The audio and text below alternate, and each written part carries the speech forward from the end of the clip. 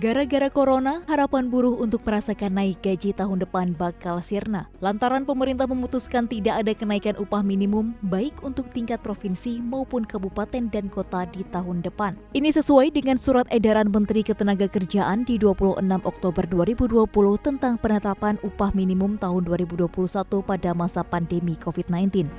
Dalam kondisi yang sulit dan tidak mudah, saya kira. Betul. Perlindungan pengupahan kita jaga, keberlangsungan usaha juga harus kita perhatikan.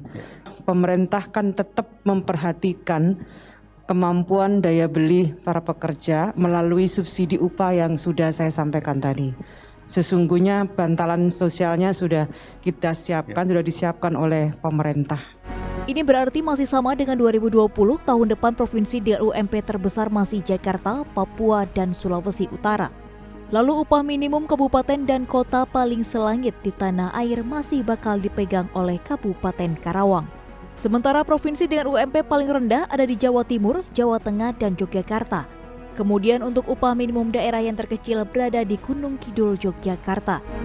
Kamar Dagang dan Industri mengaku siap menjalankan kebijakan pemerintah, sementara Dewan Pengupahan Nasional menilai kebijakan ini sudah cukup adil di masa pandemi. Mengingat saat ini perusahaan tengah mengalami tekanan yang berat akibat COVID-19 dan kemampuan membayar upah sudah sangat terbatas.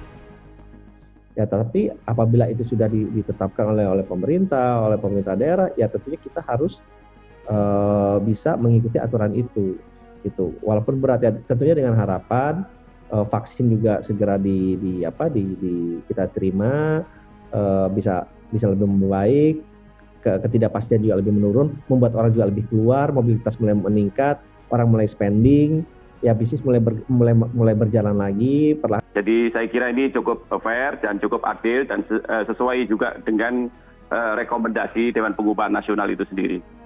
Karena dalam hal ini, jika kita diminta untuk memilih, kan kita dalam situasi yang sangat sulit ya dalam hal ini. Dalam hal ini saya sampaikan bahwa kita milih di PHK ataupun tidak. Tentu kita sebagai pengusaha memilih sebisa mungkin kita tidak memPHK karyawan. Karena itu adalah keberlangsungan hajat hidup orang banyak, dalam hal ini adalah keluarganya.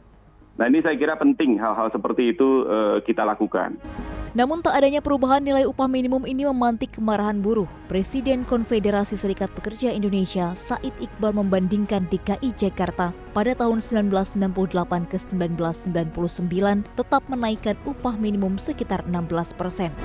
Padahal pertumbuhan ekonomi 1998 minus 17,49%. Hal ini serupa dengan upah minimum pada 1999 ke tahun 2000. Di mana upah minimum tetap naik sekitar 23,8%, padahal pertumbuhan ekonomi 1999 minus 0,29%.